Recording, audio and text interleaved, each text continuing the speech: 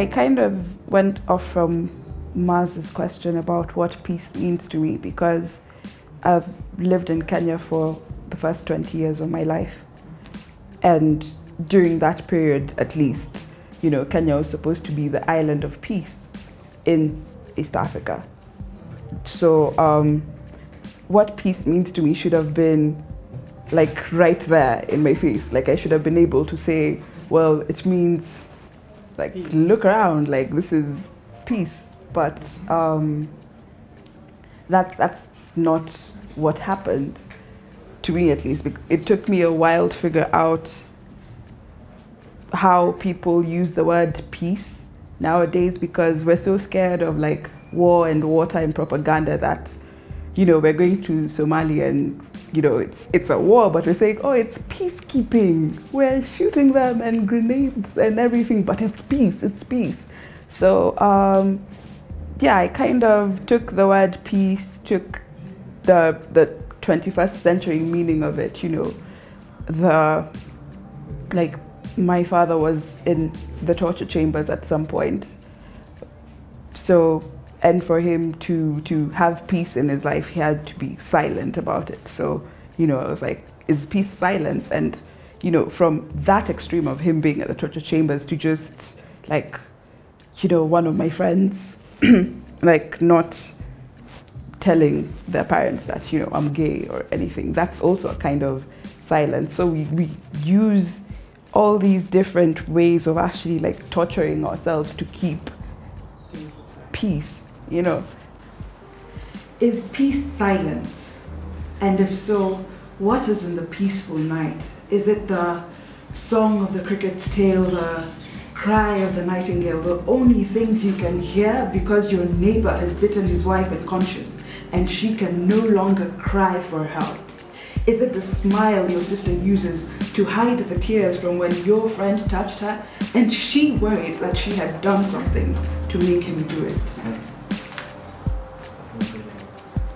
You found your tempo? Let me get the mouse with the cord. Okay. I wrote about the issues that I feel very passionately about in 4 parts. It's about this modern ways of torture that we decide to not call torture.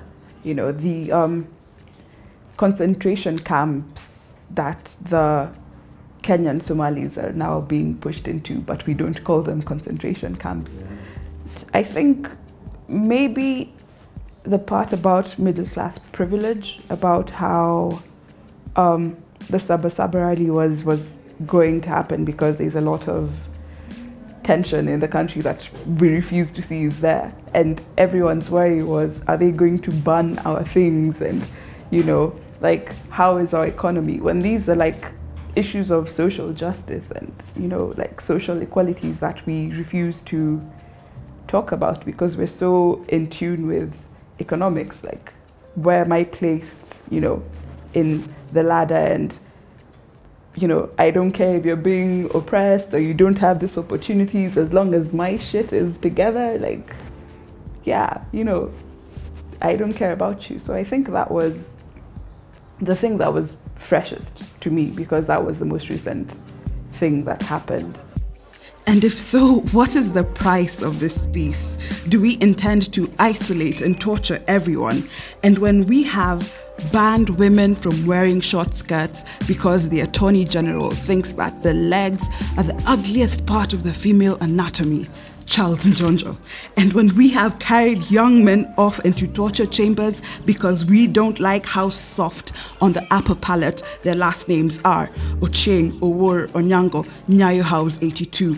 And when we have forced our people into trucks and dumped them in a defunct state of which they know nothing because their names made our tongues belly dance and our throats expunge sounds we attribute to snakes.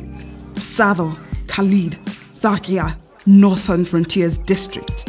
I feel like we don't pay attention to our history too much, which is why I threw in about the Northern Frontiers District and how we've basically been treating, you know, what's now called northeastern Kenya, you know, as this part that's not really Kenya, but you know, we're sort of attached to but not attached to, and we've just been treating the people there very weirdly. They've been living in a kind of state of emergency, and we refuse to see it, and we refuse to talk about it or have any kind of dialogue with them, and we're just like holding on to all this weird mechanisms of torture against them. And then when Al-Shabaab happens, we're like, oh my God, like how? Like why us? You know, so it's just, yeah,